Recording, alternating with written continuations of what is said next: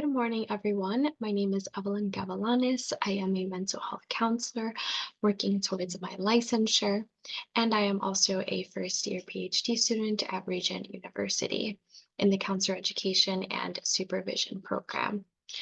Today, I will be talking about culturally responsive mentorship and imposter syndrome in first generation Hispanic doctoral students, specifically in the context of counselor education programs.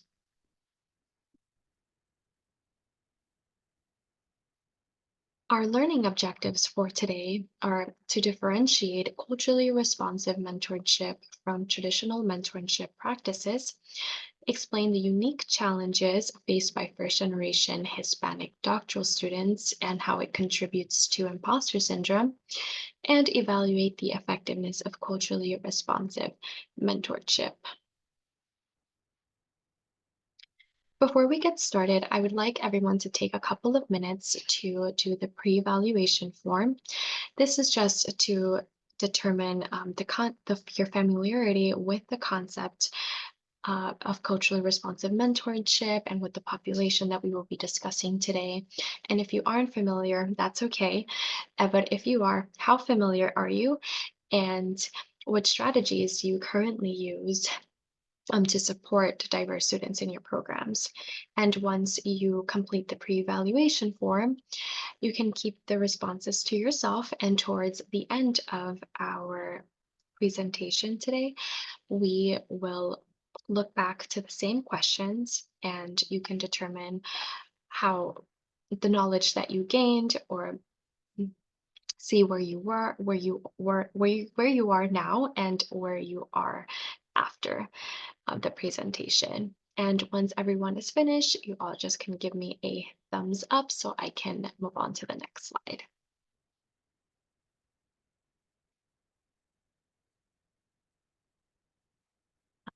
Thank you, everyone.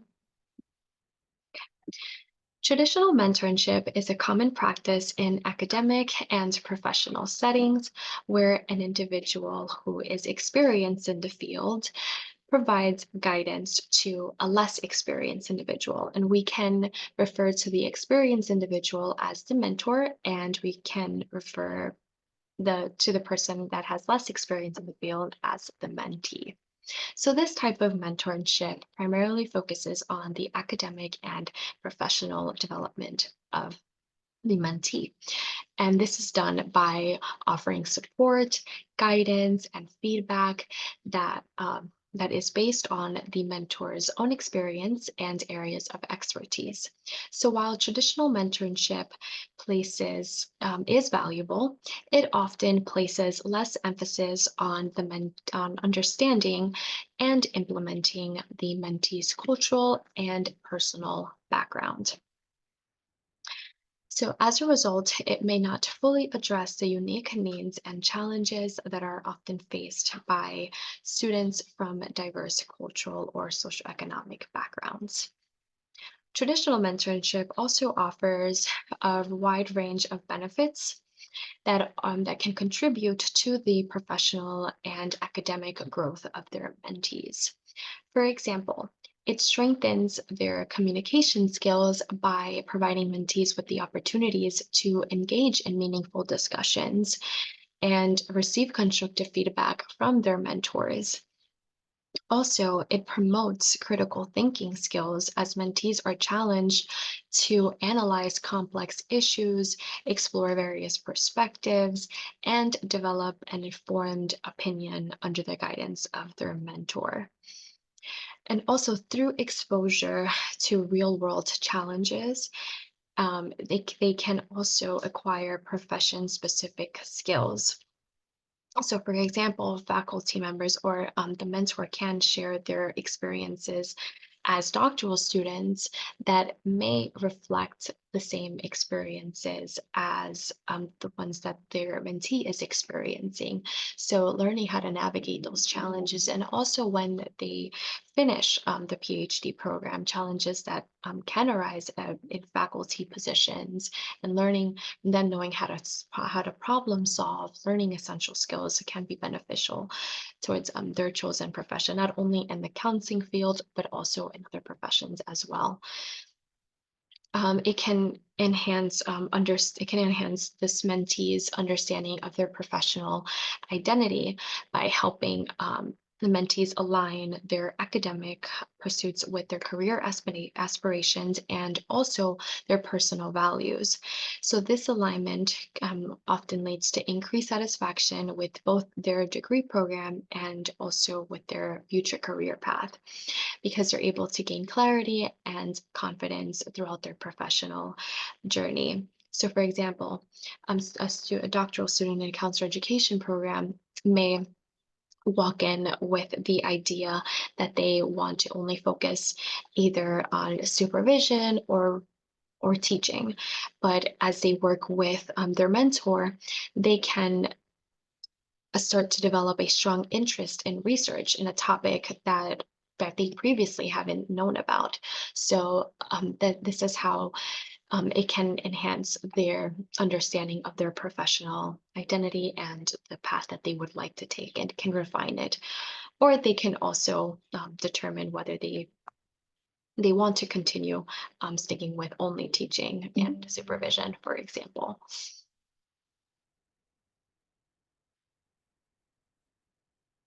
Culturally responsive mentorship goes beyond the traditional mentorship approach by actively integrating the mentee's cultural background into the mentoring process. So, this type of mentorship is characterized by a deep awareness and appreciation of cultural differences. And this allows mentors to develop a personalized approach to support and address the cultural, social, and academic needs of their mentees. So, by recognizing and valuing these cultural aspects, mentors can build a stronger and trusting relationships with their mentees.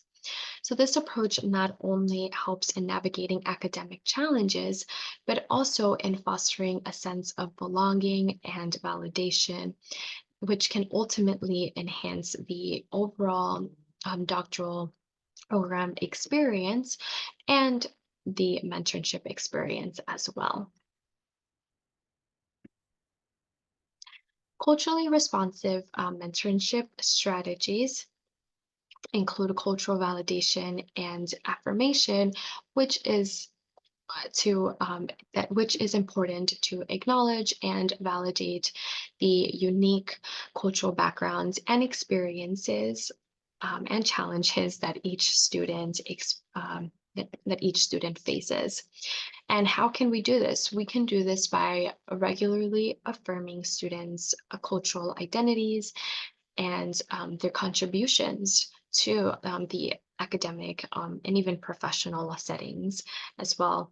And we can also encourage discussions that integrate cultural perspectives into the coursework and research. So we can see this in our multicultural counseling course, where students are given the opportunity to explore their cultural background and others as well, and practice active listening and being open-minded to what other people share as well, because that is essential not only in the academic setting, but also in the professional setting with their clients and with people who they will be working with in the future. Building trust and connection.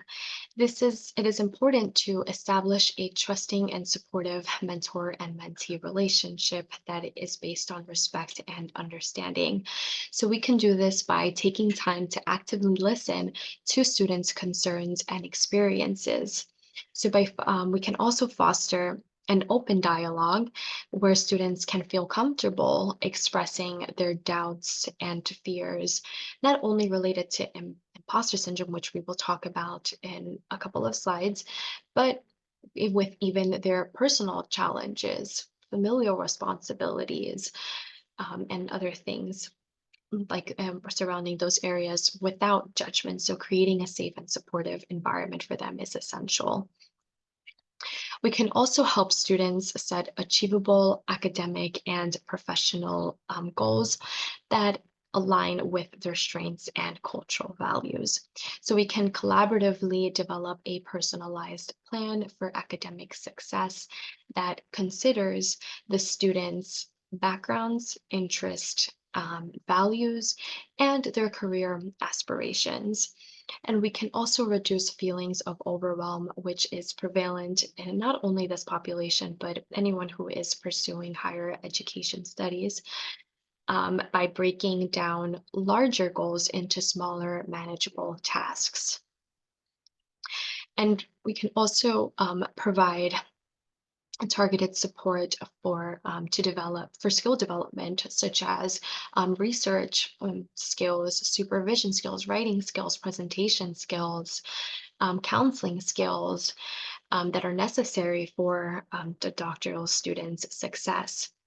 So we can refer them to the university's or a center where they offer different types of resources and offer one-on-one sessions as well to work with the student to to focus on that specific skill that they want to enhance or refine.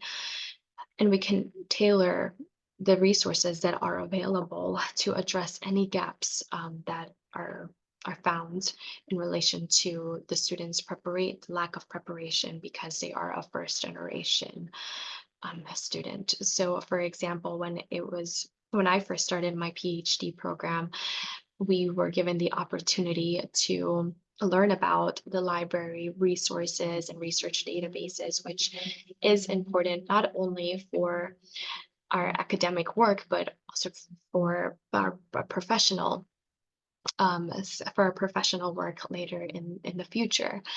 So this, as a first generation myself, this was tremendously helpful because it gave me the opportunity to not only depend on Google to search for different articles, but I know that there are peer-reviewed journals that I can feel comfortable in using and writing my papers as well. Because if you're not familiar with those types of resources, it can be easy to include something that is not 100% accurate. So that was very helpful in my journey so far as a first year PhD student. And developing cultural competence that it's essential to equip mentors with cultural competence and awareness to effectively support diverse student populations. So we can offer professional development opportunities that enhance mentors' understanding of cultural diversity and its impact on academic and their professional experiences.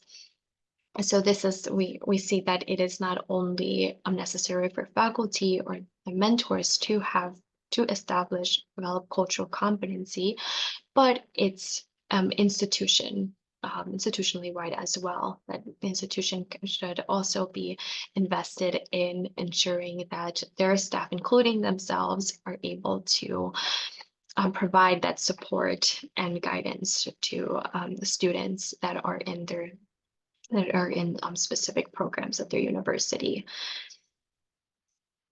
And developing peer and community support, facilitating peer mentoring and initiatives that foster a sense of belonging and solidarity among students.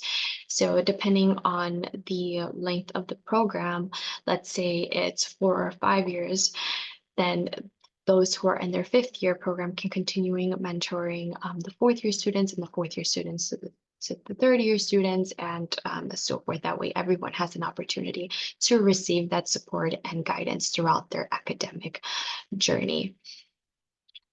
And celebrating achievements, that is important as well. Even it's important to celebrate the big achievements and also the smaller accomplishments as well, because that can help increase a student's confidence and self-esteem. I would like to ask everyone, why do you think it's important for a mentor to understand and appreciate their mentee's cultural background?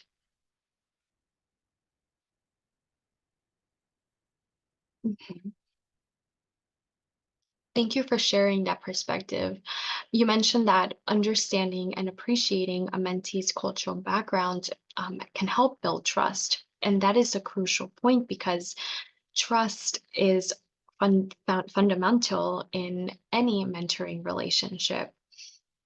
And I and you also highlighted that it ensures effective communication and that it fosters inclusivity and support. So by valuing and acknowledging cultural differences, mentors can create more open and respectful environments, which, as you mentioned, is essential for a successful mentoring dynamic. Thank you so much for sharing. And I have another question.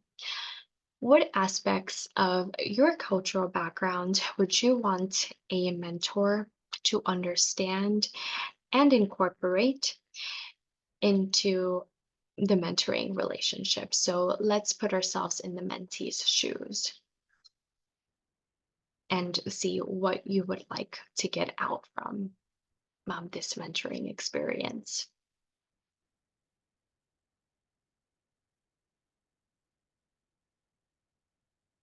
Thank you for sharing those important aspects of your cultural background. You mentioned that family values, communication styles, and also religious practices are key components of your identity.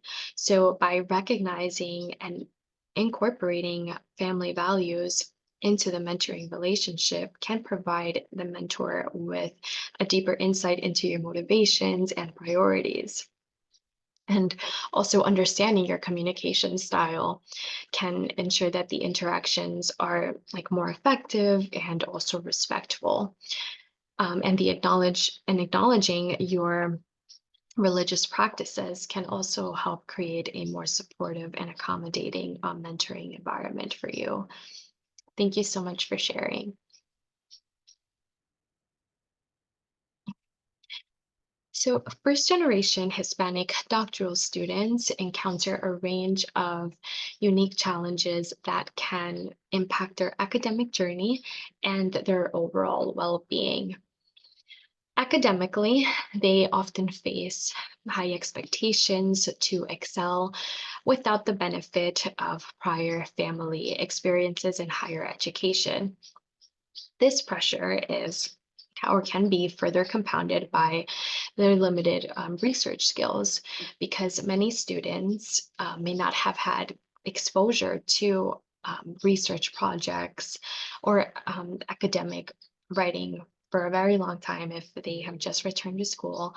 And this does not only apply to Hispanic doctoral students, it can apply to anyone who has, especially let's say in the counseling field, counselors who have worked for a number of years, they may not have had the opportunity to work with someone on a research project that before entering the doctoral program, which can also impact their researcher identity as well. So also navigating academic resources such as libraries and research databases can also present significant hurdles without adequate guidance. Financial challenges, um, securing funding for tuition. Many have to depend on scholarships to take out a loan and other like research expenses as well, those who are applying to for grants and living costs. Let's say someone has to relocate to another state, that can pose significant challenges. And also, many first generation students must balance rigorous academic demands with either part time work or full time employment to make ends meet, which can often compromise their academic focus and their progress in the program. Socially and culturally, these students may experience feelings of isolation and a lack of belonging in predominantly non Hispanic academic environments. Cultural dissonance can also arise from balancing the cultural expectations of their heritage with those of academia, which can lead to internal conflicts and stress. And also language barriers for those who weren't born here, can make it difficult for them to communicate in academic settings and make it harder to fully engage in coursework and discussions. Psychologically, imposter syndrome is prevalent among first-generation Hispanic doctoral students. And for those of you who are not familiar with imposter syndrome is characterized by persistent doubts about their abilities and a constant fear of being exposed as a fraud. So, this mental hurdle, combined with the stresses of academia and financial pressures, can contribute to mental health issues such as anxiety, depression, chronic stress, and also family expectations, which can often include financial support or caregiver responsibilities, which can add additional layers of emotional strain and time management challenges. Stereotypes can often paint Hispanic students as less academically capable compared to their peers. These prejudices can also result in lower expectations from faculty and peers, which can influence the kind of academic challenges and opportunities presented to these students. It can also affect their self-esteem and confidence. So persistent exposure to negative stereotypes can cause students to internalize these views, which can lead to significant feelings of self-doubt. So this internal conflict is often magnified in high-pressure environments like doctoral programs. Social and academic integration, so feelings of isolation and exclusion, stereotypes can contribute to a sense of not belonging within the academic community.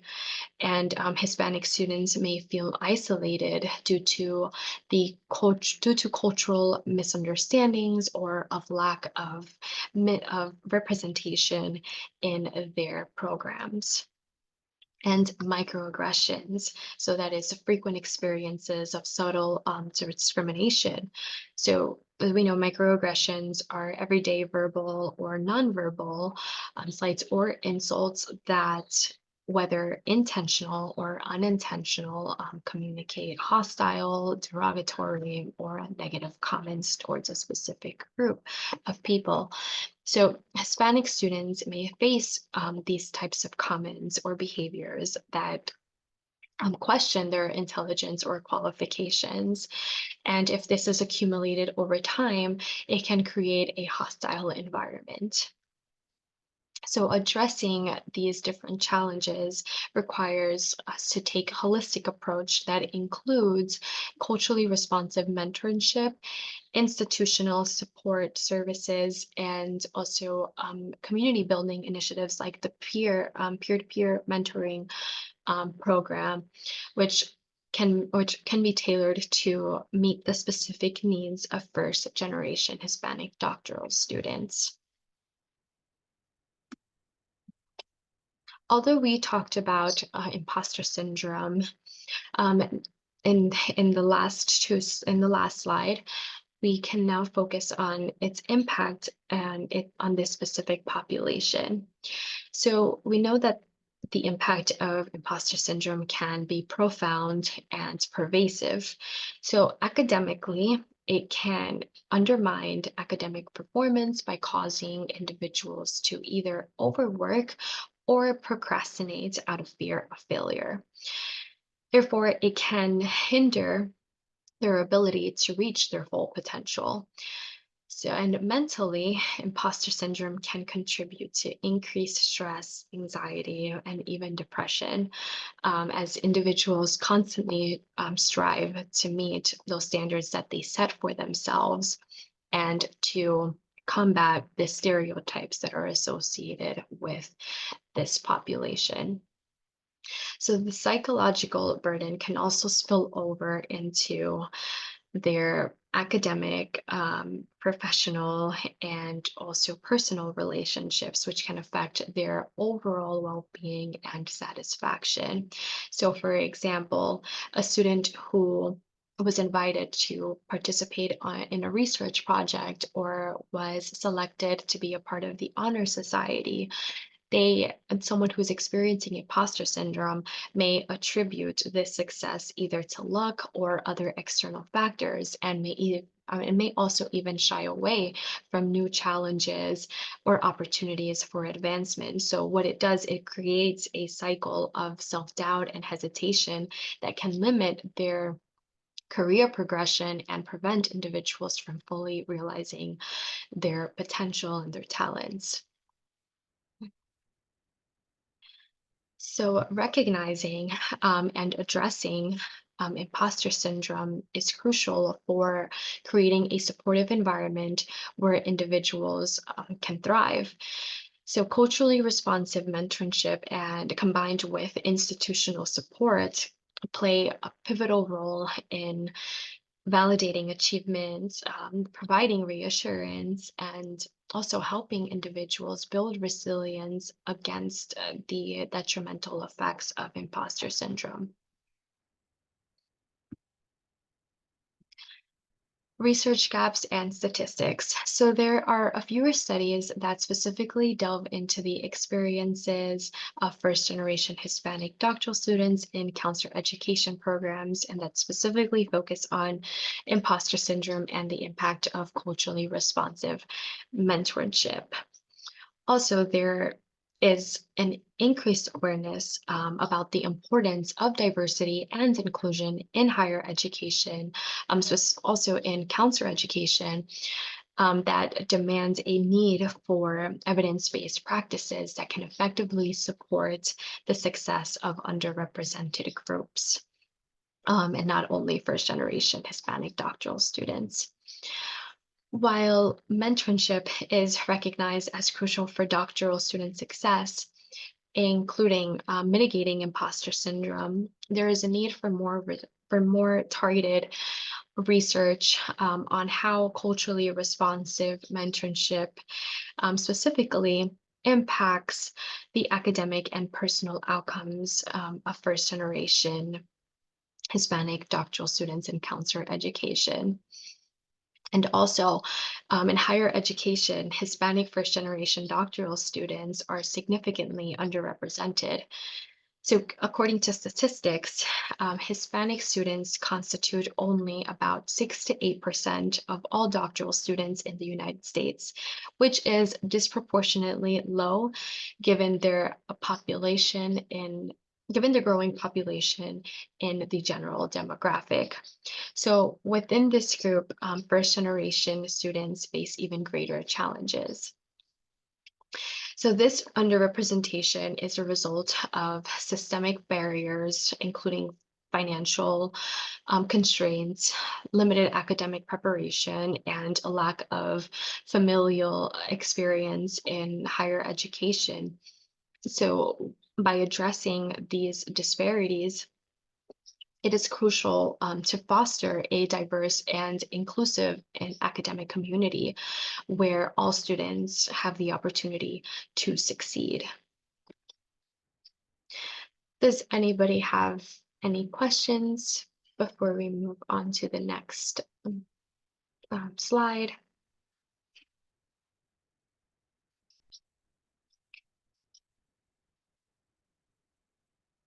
So now we are going to be looking at Zoe's story. Zoe is a 28-year-old first generation Hispanic doctoral student in a counselor education program at a large, predominantly white institution. She comes from a close-knit family where neither of her parents completed higher education. Growing up, Zoe always excelled academically and was encouraged by her family to pursue higher education to achieve a better future.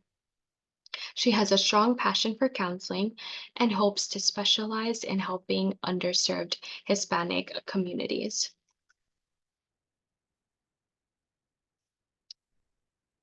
What specific pressures might Zoe face as a first generation Hispanic doctoral student, and how might these differ from her peers?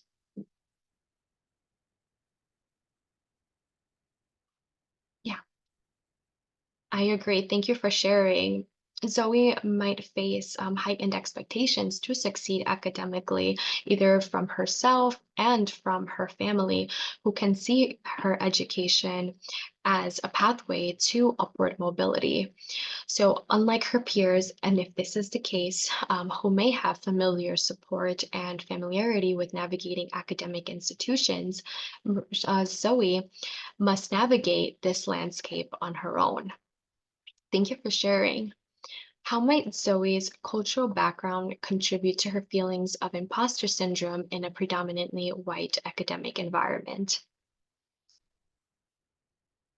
Mhm. Yeah. Yeah, Zoe may experience cultural dissonance, right?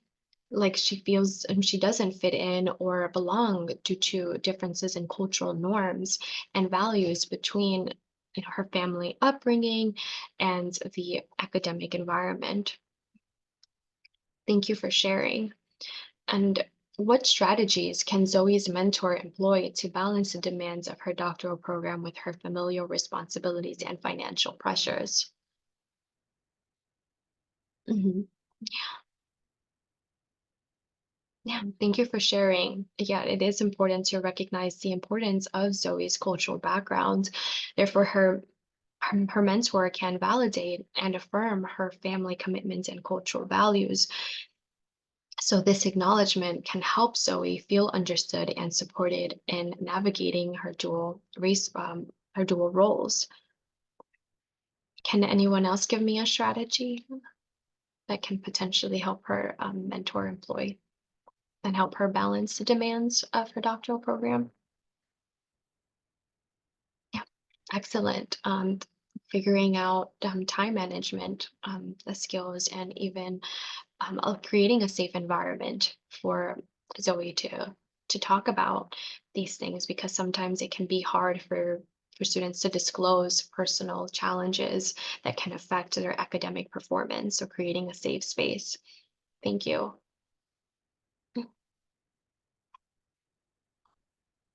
Awesome.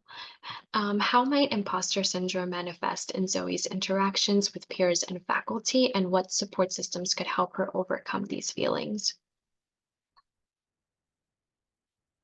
Yeah, thank you for sharing. Yeah, Zoe may feel hesitant to speak up in class discussions or seek out mentoring opportunities due to feelings of inadequacy. So, culturally responsive mentorship that acknowledges her unique background and provides personalized support could significantly boost her confidence and sense of belonging. Thank you, everyone, for participating in this case study with me.